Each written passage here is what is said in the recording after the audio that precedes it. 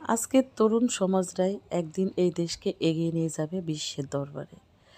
তাই চলছে তারুণ্য উৎসব প্রত্যেকটা শিক্ষা প্রতিষ্ঠানে। আসসালামু আলাইকুম, সবাই কেমন আছেন? আজ আমাদের school LPS life preparatory school Uttara ঢাকাতে ৬ নম্বর সেক্টরে ছিল তারুণ্য উৎসব, তার মধ্যে পিঠা উৎসব। তো আমরা বেশ আনন্দমুখর পরিবেশে এই পিঠা উৎসবটা পালন করলাম। আর আমরা সবাই শিক্ষকরা পিঠা বানিয়েছিলাম, আমি নিজেও অনেক পিঠা বানিয়েছিলাম।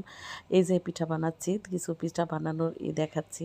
আর সবচেয়ে বড় কথা, আমাদের সব পিঠাগুলোই সেল হয়ে গেছিলো, একটা পিঠাও অবশিষ্ট ছিল না। আমি নিজেও একটা পিঠাও মানে খেয়ে দেখতে পারি নাই যে কেমন হয়েছে, ভাবতেই পারি নাই যে মানুষ এতটা পিঠা পছন্দ করে, এতটা বাচ্চারা পিঠা মানে পাগল। পিঠা যে মানুষের এতটা জনপ্রিয়, সেটা পিঠা উৎসব না করলে বুঝতাম না।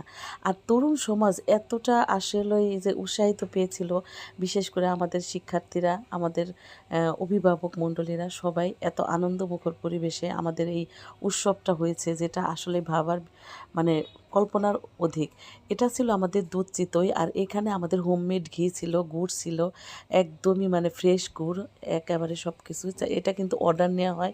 আপনারা যারা নিতে চান অর্ডার, তাহলে আপনারা আমার হোয়াটসঅ্যাপ বা মেসেঞ্জারে নক দিতে পারেন। একদম হোমমেড খাবার।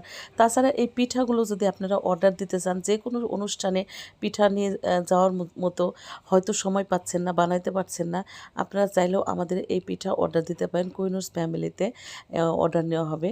আর একটা পিঠার নাম ছিল হৃদয় হরণ পিঠা। এই পিঠাটা আমরা 20 টাকা করে দিয়েছিলাম। এই পিঠাটা মুহূর্তের মধ্যে সেল হয়ে গেল। আর নামটাও তো দেখুন কেমন, হৃদয় হরণ।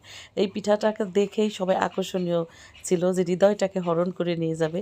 আসলে এতটা মজা লেগেছিল, এতটা আনন্দমুখর পরিবেশে আমাদের পিঠা এক মুহূর্তের মধ্যে শেষ হয়ে গেল, যা এটা বলার মতো না। আমি কিছু পিঠা বাসায় রেখেছিলাম বাসার মানুষের জন্য, পরবর্তীতে আবার এসে সেগুলো নিয়ে গেলাম। আর আমাদের কিছু টিচার কিন্তু ভাপা পিঠাটা একদম স্কুলেই বানাচ্ছিলেন, আর আমরা গরম গরম এই পিঠাগুলো সেল করতেছিলাম। একদম মুহূর্তের মধ্যে সব পিঠা সোল্ড আউট হয়ে গেল। এত ভালো লাগছে বাচ্চাদের এই উৎসাহিত দেখে। এই পিঠাটা কিন্তু মানে সমস্ত পিঠাই কিন্তু হোমমেড। আপনারা চাইলে এই পিঠাগুলো কিন্তু অর্ডার করতে পারেন, বাসার জন্য বা কোথাও কোনো আত্মীয়স্বজনের বাড়িতে নিতে চাইলে অর্ডার করতে চাইলে।